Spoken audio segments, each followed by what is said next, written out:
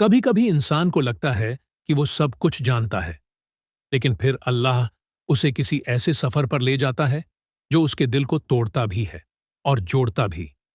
یہ کہانی ہے حضرت موسیٰ علیہ السلام کی اور اس رہسیمئے بندے کی جسے ہم خضر علیہ السلام کہتے ہیں۔ موسیٰ علیہ السلام نے پوچھا، یا اللہ، کیا کوئی ہے جو مجھ سے زیادہ علم جانتا ہے؟ اللہ نے فرمایا، ہاں، میرا ایک بندہ ہے جسے ہم نے خاص علم دیا ہے۔ موسیٰ علیہ السلام نے کہا، میں اس سے ملنا چاہتا ہوں۔ اور پھر شروع ہوا ایک ایسا سفر جو صبر اور علم کا امتحان بن گیا۔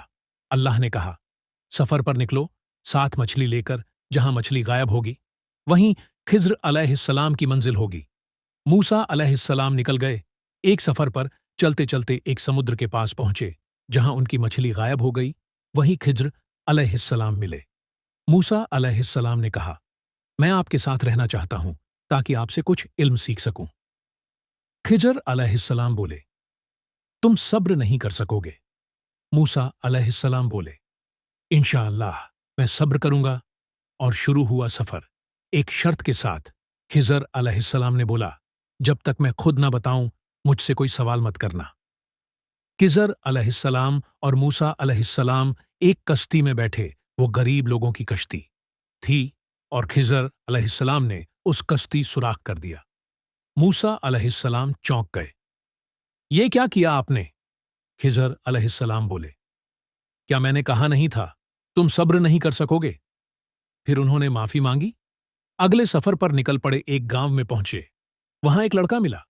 اس لڑکے کو خضر علیہ السلام مار ڈالا۔ موسیٰ علیہ السلام غصہ گئے، آپ نے ایک بے گناہ بچے کی جان لے لی۔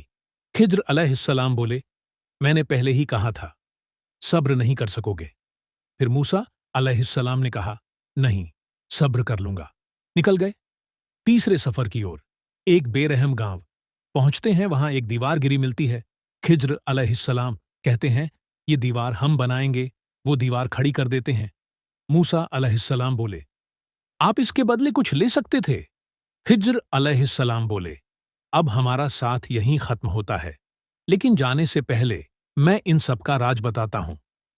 پہلی کشتی اس لیے سوراخ کی گئی تاکہ ایک ظالم بادشاہ اسے چھین نہ لے۔ کیونکہ وہ ظالم بادشاہ سوراخ ہوئی، کشتی نہیں چھنتا تھا، لڑکا اس لیے مارا گیا کیونکہ وہ اپنے نیک ماں باپ کے لیے فتنہ بنتا۔